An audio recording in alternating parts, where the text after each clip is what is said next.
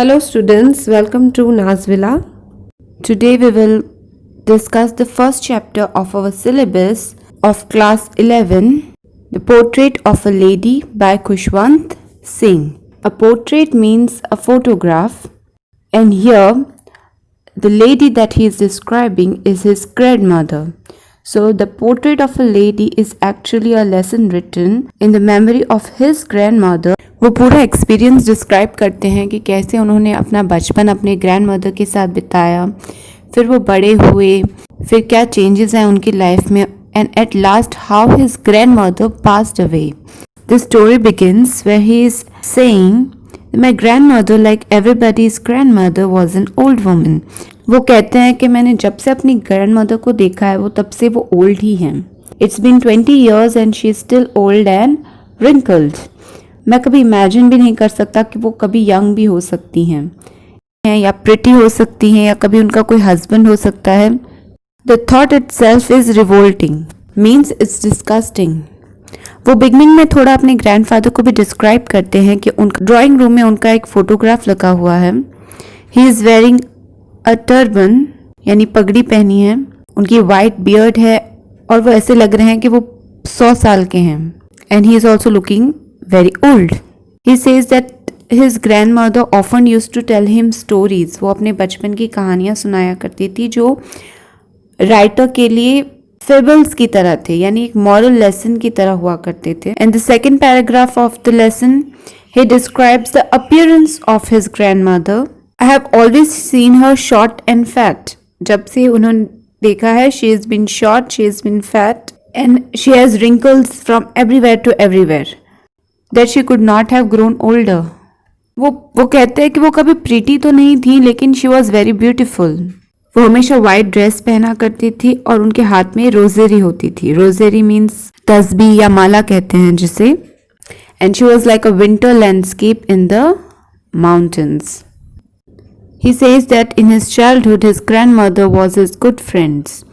उस वक्त उनके पेरेंट्स सिटी में रहते थे and he used to stay together with his grandmother. She used to bath him, she used to dress him and sing prayers for him so that he may learn it. Khushwant Singh को prayers में कभी interest नहीं था लेकिन उन्हें अपनी grandmother की आवाज़ बहुत अच्छी लगती थी. And in breakfast he used to eat a chapati which has butter on it and sugar spread all over it. फिर वो उन्हें स्कूल ले जाती थी with wooden slate, yellow chalk, ink pot, red pen, all these things she used to bundle together and give it to the writer. वो जिस school में जाते थे वो स्कूल मंदिर से अटैच हुआ करता था. And the priest over there, he used to teach the students the alphabets and the prayers in the morning. After taking him to the school, grandmother भी उस टेम्पल में बैठ जाती थी और बैठकर स्क्रिप्चर्स वगैरह पढ़ती रहती थी. जब उनकी स्कूल खत्म हो जाती थी तब वो दोनों साथ में घर चले जाते थे और रास्ते में जाते हुए they used to give some stale chapatis to the street dogs. अब स्ट्रीट डॉग्स तो we all have seen it. So ये उन्होंने डिस्क्राइब किया दैट कैसे उनका जो बचपन है वो उनकी ग्रैंडमदर के साथ ही बीता है. बट फिर उनकी लाइफ में एक टर्निंग पॉइंट आया. It was when the parents were settled in the city. जब पेरेंट्स सेटल हो गए तब उन्होंने ग्रैंडमदर को और खुशवंत सिंह दोनों को सिटी में बुला लिया. Here everything changed. बट अब वो एक इंग्लिश स्कूल में जाते थे और एक मोटर बस में जाते थे. So his grandmother never used to come to leave him, जैसे वो पहले आती थी. वहाँ पे स्ट्रीट डॉग्स तो नहीं थे. So the grandmother used to feed the sparrows in their city house. जैसे ही वक्त बीतता राइटर अपनी ग्रैंडमदर से थोड़ा दूर होते गए. कुछ वक्त तक वो उन्हें उठाती थी, उन्हें स्कूल के लिए तैयार करती थी. कभी कभी वो पूछा भी करती थी कि स्कूल में क्या पढ़ाया जाता है. And then the writer used to describe that the law of gravity, Archimedes principle. He also used to tell him that there were music lessons given to him. She was disappointed because there was no teaching about God and scriptures in the English school. And she used to believe कि गाना बजाना होता है वो normal लोगों का काम नहीं है वो तो जो beggars होते हैं, जो तो dancers होते हैं, उनके लिए होता है. She never said anything, but her silence was enough. अब ये जो डिस्टेंस दोनों के बीच में है वो और भी ज़्यादा बढ़ गया जब वो यूनिवर्सिटी पहुंच गए. अब वो अपनी ग्रैंडमदर के साथ रूम शेयर नहीं करते थे and the common link of friendship was snapped. यहाँ पे उनकी दोस्ती जो थी वो टूट गई. She always use to sit on her spinning wheel. Spinning wheel means चरखा. She always use to recite prayers and never talk to anyone. The only time she relaxed was in the afternoon, जब वो sparrows को feed किया करती थी. She used to spread the bread pieces and the bird used to come, sit on her shoulder, sit on her head. She never used to shoo them away. She used to smile. It was the happiest hour of her entire day. After the writer finished his university, अब time आ गया था that he was supposed to go abroad for his further studies. उन्हें पता था that अब उनके grandmother upset हो जाएंगे इस बात से because he will be 5 years away from her. And Khushwant Singh used to think that because his grandmother is so old, so 5 साल बाद जब वो वापस आएंगे शायद उनकी ग्रैंडमदर रहे या नहीं रहे. So he was very emotional at that time. वो रेलवे स्टेशन जरूर आई उन्हें छोड़ने के लिए but she was just praying and she was just moving the rosary in her hand. She kissed the forehead of the writer. At that time, he thought that maybe this may be the last time he is seeing his grandmother.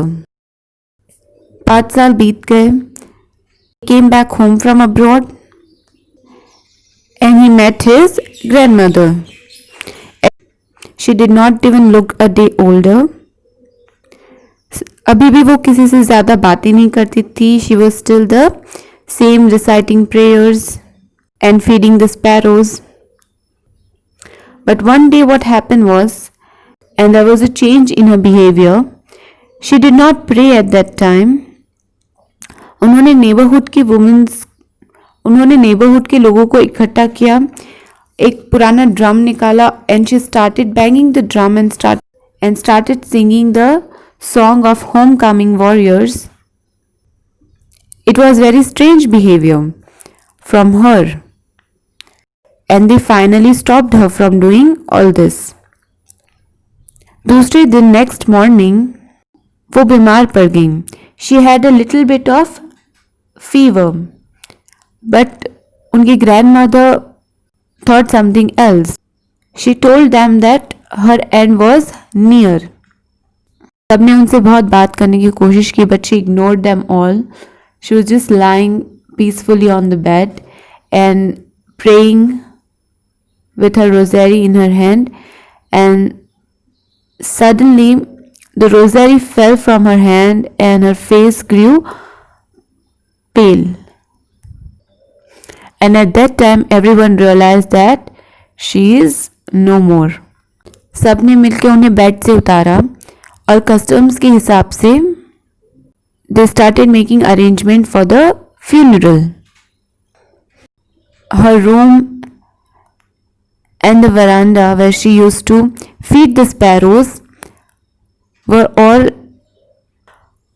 lightened up by the golden light of the sun.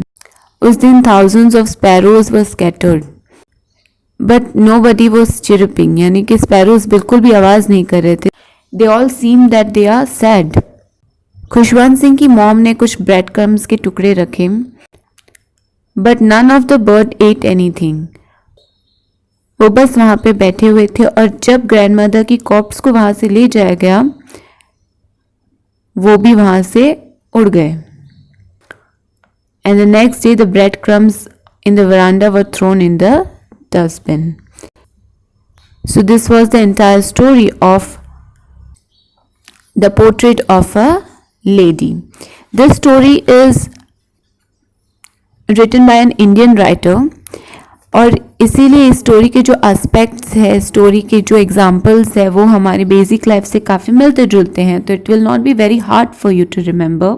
इसमें यही बताया है कि जब लोग बड़े हो जाते हैं अपनी स्टडीज़ में, अपनी रिस्पॉन्सिबिलिटीज़ में बिजी हो जाते हैं, तो कैसे वो घर के मेंबर्स से कहीं ना कहीं दूर हो जाते हैं, because we don't have that much time, we are too much occupied with our life. तो थोड़ा बहुत डिफरेंस आ जाता है, डिफरेंस ऑफ ओपिनियन आ जाता है, और इसी चीज़ को इस कहानी में डिस्क्राइब किया गया है। I hope you liked the explanation. Do not forget to subscribe the channel.